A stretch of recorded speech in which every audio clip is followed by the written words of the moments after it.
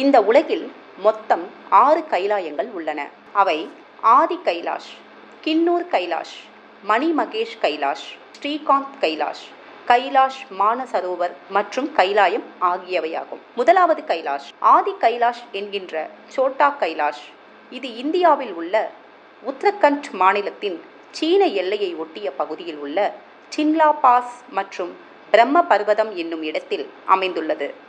இந்த கைலாயத்தை அடைய 17 கிலோமீட்டர் நடைப்பயணமாக ஓம் பர்வத் மலையை கடந்தால் ஆதி கைலாயத்தை சென்றடையலாம். இக்கைலாயம் கடல் மட்டத்திலிருந்து 6310 மீட்டர் உயரத்தில் அமைந்துள்ளது.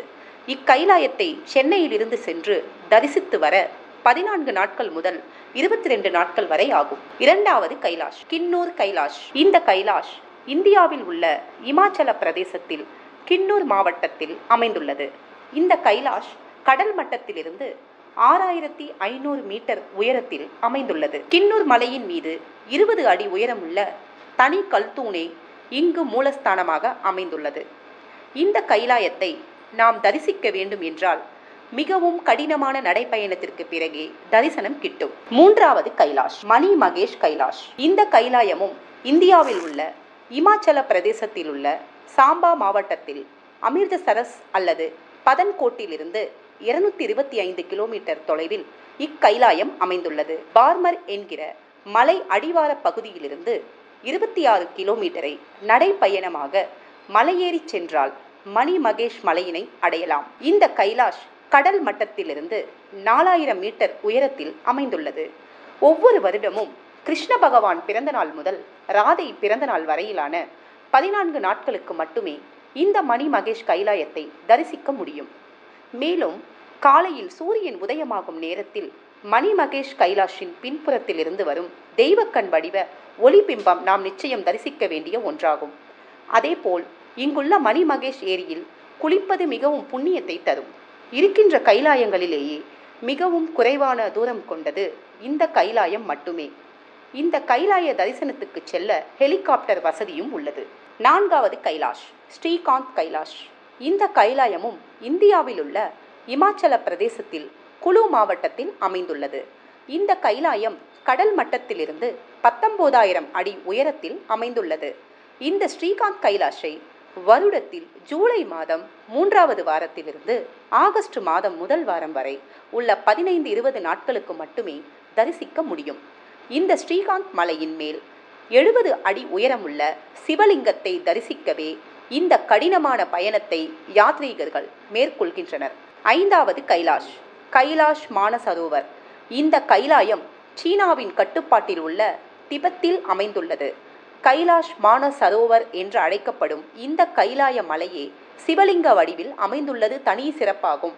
சுமார் 48 கிலோமீட்டர் சுற்றளவு உள்ள இக்கைலாயத்தினை யாத்ரீகர்கள் நடந்தே தரிசனம் செய்வது இந்துக்களின் மிகப்பெரிய பாக்கியமாக கருதப்படுகிறது. இந்த 48 கிலோமீட்டர் சுற்றளவு என்பது யமத்வாரிலிருந்து புறப்பட்டு கைலாயத்தின் தட்சிணாமூர்த்தி முகம் என்றழைக்கப்படும் தெற்கு முகத்தினையும் அதற்கு அருகில் அமைந்துள்ள நந்தி மலையையும் தரிசித்துவிட்டு அடுத்த சுமார் 3 மணி நேர நடைப்பயணத்திற்கு பிறகு கைலாயத்தின் மேற்கு முகத்தினை தரிசித்துவிட்டு பயணத்தை தொடர்ந்தால் அன்றிரவு கைலாயத்தின் வடக்கு முக பகுதியான திராபுக்கில் இரவு தங்கலாம். மறுநாள் காலையில் தேவர்களும் முனிவர்களும் ஞானிகளும் ரிஷிகளும் காத்து கிடக்கும் தரிசனமான கைலாய மலை தங்க நிறத்தில் ஜொலிக்கக்கூடிய பொன்னார் மேனியின் தரிசனத்தை நாம் தரிசிக்கலாம். அதன் பின்பு மீண்டும் நடைப்பயணமாகவே யாத்திரையை தொடங்கினால் சிவனின் பகுதியான பார்வதி தேவி தினமும் நீராடும் கவரிக்குண்டு ஏரியை தரிசிக்கலாம்.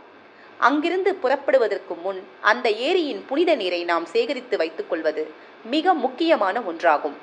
இந்த கவரிக்குண்டு இடத்தில்தான் சிவபெருமான் விநாயகரின் தலையை வெட்டி வீழ்த்திய பின் விநாயகருக்கு கஜமுகத்தினை பொருத்திய இடமாகும். முதலில் இந்த கைலாஷ் மானசரோவர் பயணத்தை துவங்குவதற்கு முன் தேவர்கள் தினமும் வந்து நீராடுவதாக கருதப்படுவதும் பாலையும் நீரினையும் பிரித்து பாலை மட்டும் அருந்தும் அபூர்வ பறவையான அன்னப்பறவைகள் வாழ்ந்த ஏரியாக கருதப்படுகின்ற மானசரோவர் ஏரியில் நீராடி பூஜைகளை மேற்கொண்ட பிறகே இந்த யாத்திரையை தொடங்க வேண்டும்.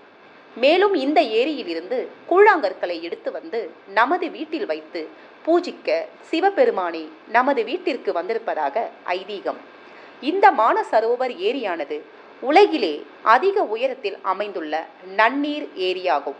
இந்த ஏரியின் அருகில் அரக்கர்களின் புனித ஏரியாக கருதப்படும் ராவணன் ஏரியும் அமைந்துள்ளது.